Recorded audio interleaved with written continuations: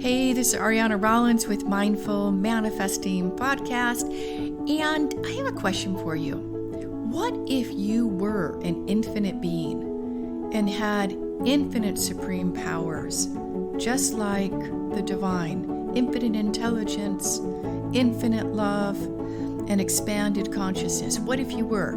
I know that's a common understanding out there in New Age and New Thought, and most of us have dismissed it. How do I know? Because we're not operating as that. That's exactly what we're talking about in this episode. I'm so glad you're here. Let's dive in.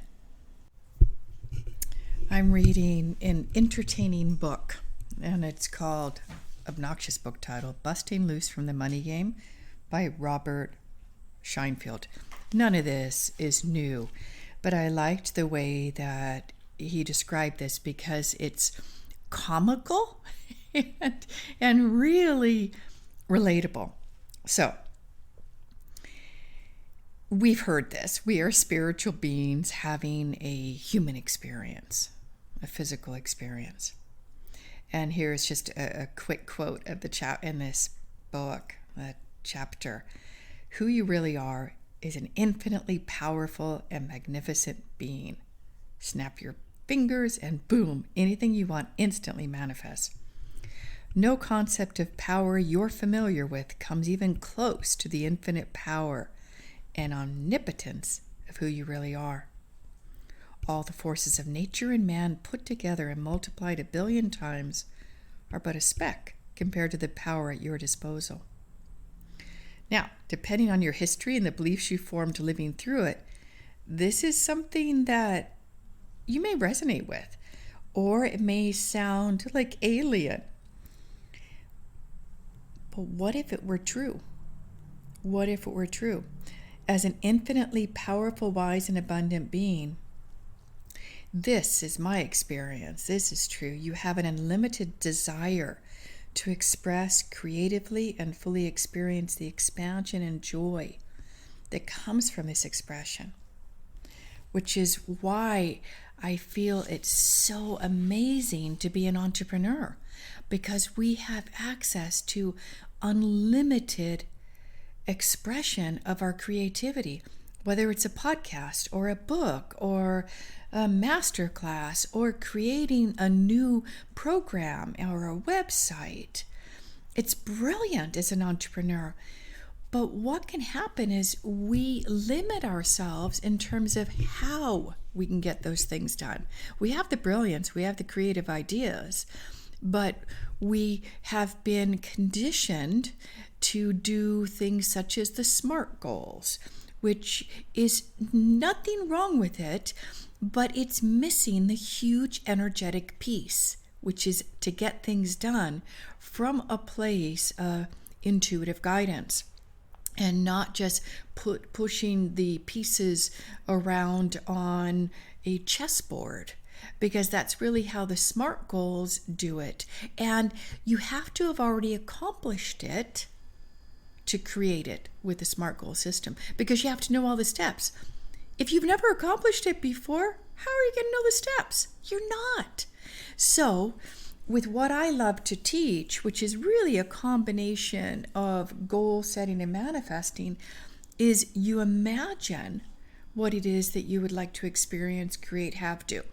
Nothing wrong with that. We all have that brilliant imaginary power, which is part of our creative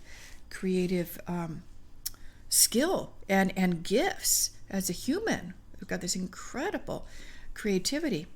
And then using a step-by-step system, you actually, which is really cool, it's kind of like you break it apart, but not in a, okay, I'm going to do this first, and then I'm going to do this second, and then I'm going to do that next. No, you break it apart in terms of the actual words that go into what you want to experience. I'll give an example. So sometimes when I'm teaching people, they want to accomplish something by a specific date. So we use the phrase on or before, and then we insert the date.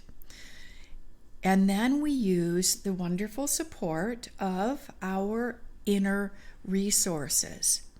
We say, with the full and effective support of my success team, which is our own inner resources. We're tapping into our past successes and resolving any blockages, resistance, fear of failure. It's a whole fabulous process. I love teaching how to build success team. Okay. So once we've got that built, then we say, I will have done whatever is necessary and appropriate. See, it's down to us. Success team isn't going to do it for us. God or the quantum or divine being or infinite intelligence isn't going to do it for us. We have to do it. I will have done whatever is necessary and appropriate. So just those three phrases, I think, are profound. And then we come to what it is we want to accomplish. So why am I going into such detail with this? Is because we're using the creative powers we have to visualize and imagine what we want, but then we're actually bringing it down into practical, tangible, how to get it done, but not from goal setting, but from our unconscious mind. And that's where the brilliance and gentleness and ease comes from when we bring in aspects of manifesting. So let's get back to this. So if we are really infinitely powerful and we can imagine something and condense it into physical reality by thought alone, and yes, I've witnessed this, and what's going on? Because that's not happening all the time, right? We've got our life to-do list. We've maybe got our child is having a tantrum. Our dog is barking. We're feeling hungry. The house is a mess. We've got guests coming over. We've got to pay the bills. We've got to get to work. There is so much that demands our attention, that looming to-do list. And then what happens is our desires, our wishes, our goals, the things that we want to really accomplish that would bring greater meaning to our life get pushed in the background. They don't even get airtime. We don't have time to address it. So what can we do? Because those are still important. Well, one of the things I love to teach is how to define clearly what it is you want, and then we utilize the strength, the inner resources, the power that you already have at your disposal within your vast experience being a human on the planet in your unconscious mind. It knows the most direct path there.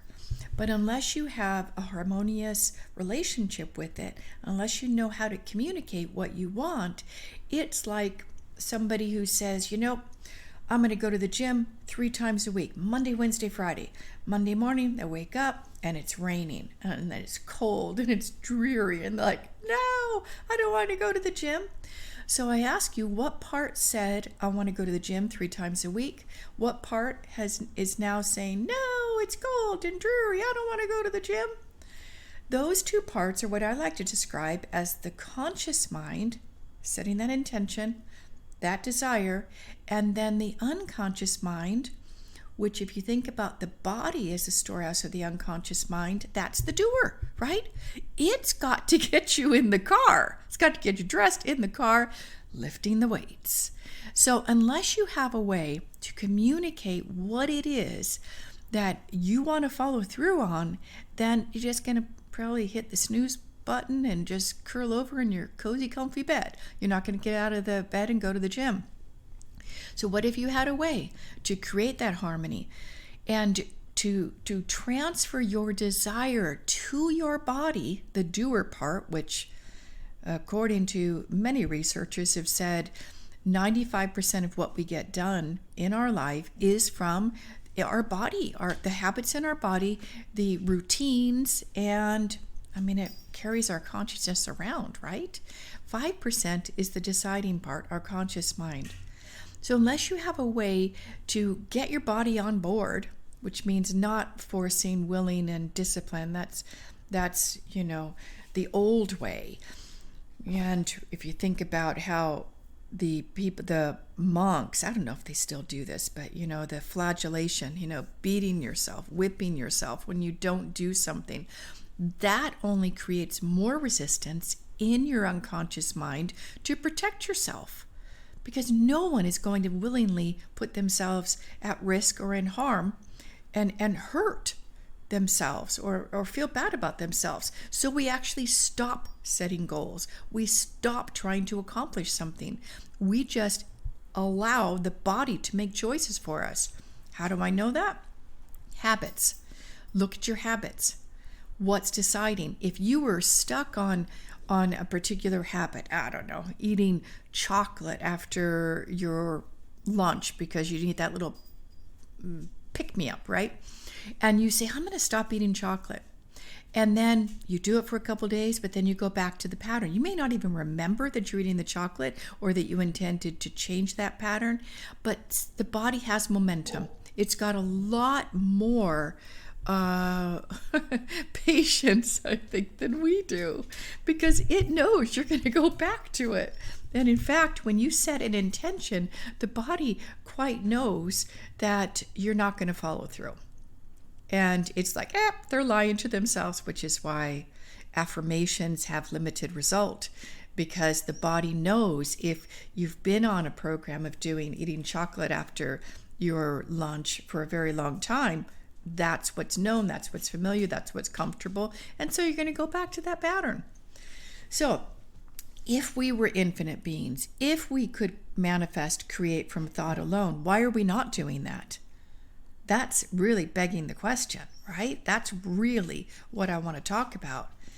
Well, I believe, and this is my experience, I've been working with people for, nearly 20 years now, and myself, I'm my biggest guinea pig for sure, is that when I set an intention, I set what we call in my work an objective. If we're moving towards it, it's not a fixed, smart goal. We're moving towards an objective, something that we want to create, have, do, or experience, is that if I had harmony between my conscious mind and unconscious mind, I would have it already. I wouldn't need to set an objective. It would be manifested in my life right now, but it's not. So we need some extra help. We need some tools. We need some resources. We need to learn how to set an objective and communicate it successfully to our unconscious mind so it will do what it does best, that 95% of the doing, like driving our car, making a cup of tea, vacuuming our home. It knows how to do these things.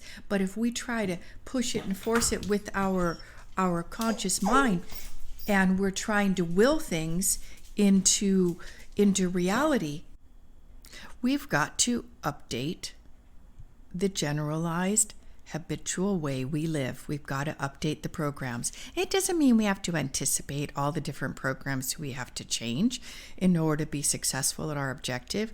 It just means we set the target, we know where we're going, we know what we want, we can feel it, we imagine it, we can see it, it becomes like a future memory, and then we press go and we move forward.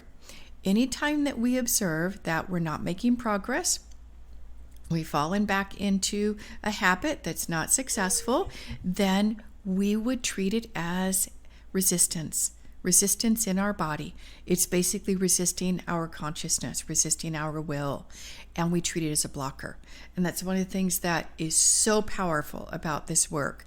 If there's nothing else, is how to recognize when a blocker is running, something that's against our conscious will and decision, and not, eradicating it, not crushing it. No, we actually evolve our consciousness to gain the wisdom from that experience, and we change the pattern, the way it is working for us from a very gentle way. It's quite remarkable.